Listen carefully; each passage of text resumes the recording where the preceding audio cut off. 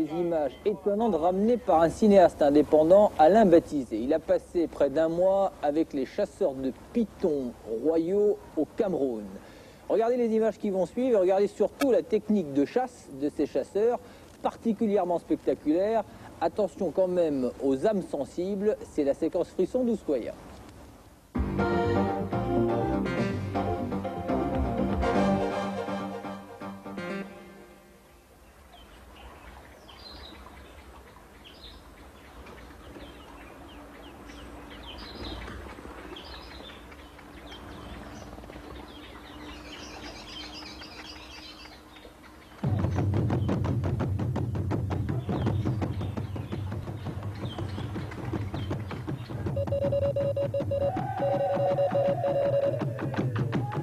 Depuis toujours, les habitants de Mbao, petit village perdu dans la savane camerounaise, chassent le moque d'arrêt, c'est-à-dire le python géant.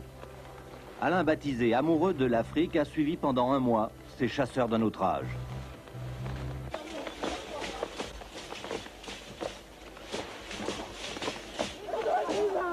Premier travail pour les hommes de Mbao, la recherche des traces fraîches du monstre.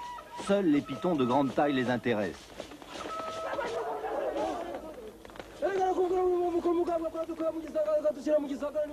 Ce terrier, creusé probablement par un phacochère, a toutes les chances d'avoir un nouvel occupant et d'abriter au moins 6 ou 7 bons mètres d'un moque d'arrêt à la puissance redoutable.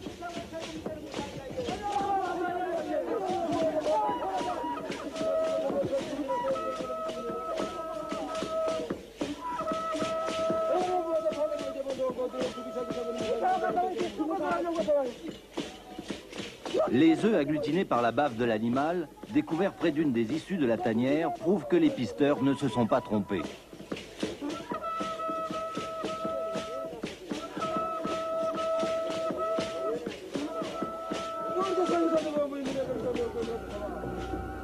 Le python est bien là. Alain, pour voler quelques images, n'hésite pas à ramper dans l'étroit boyau.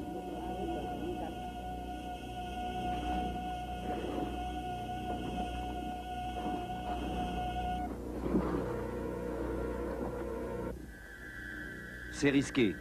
Le python est là, enroulé sur lui-même, digérant sans doute depuis plusieurs jours ou plusieurs semaines la proie qu'il a gobée.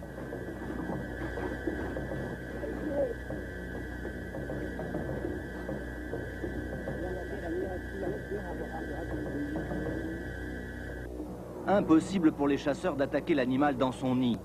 Il faut l'asticoter pour le faire sortir et le clouer d'un seul coup de saguet.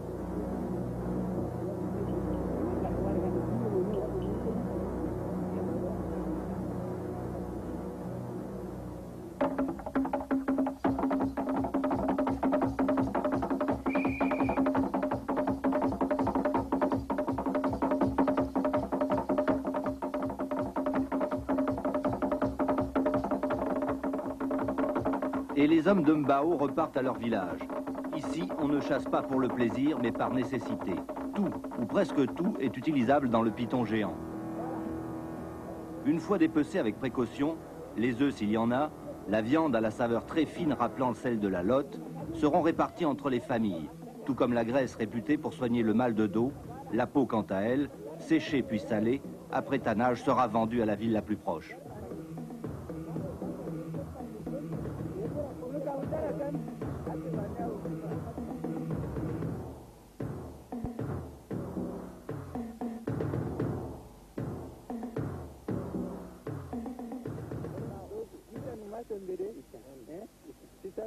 Parmi les techniques de chasse, il en est une particulièrement impressionnante, la méthode Gbaya, ancestrale.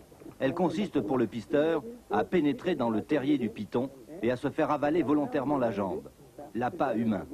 Un peu comme si vous tentiez de pêcher le congre ou la murène avec votre bras.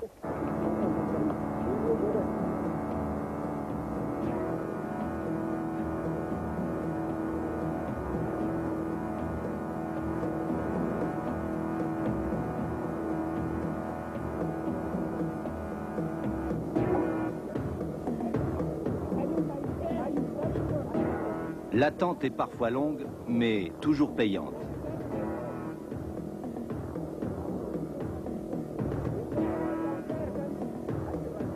Voilà, c'est fait. Le serpent a mordu à l'hameçon. L'homme sans sa jambe disparaître centimètre par centimètre, englouti peu à peu par l'animal. Quand le pisteur commande qu'on le tire en arrière, la jambe est déjà avalée au-delà du genou. Le python refuse de lâcher sa proie. Il faut le faire sortir très vite hors de son repère, surtout ne pas lui laisser le temps de prendre appui.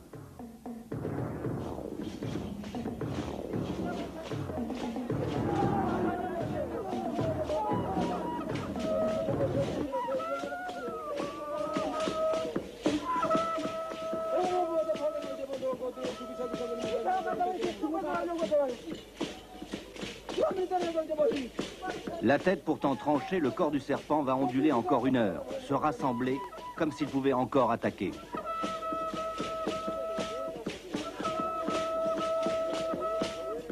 Le suc gastrique du serpent va laisser quelques traces indélébiles sur la peau, mais tout s'est bien passé.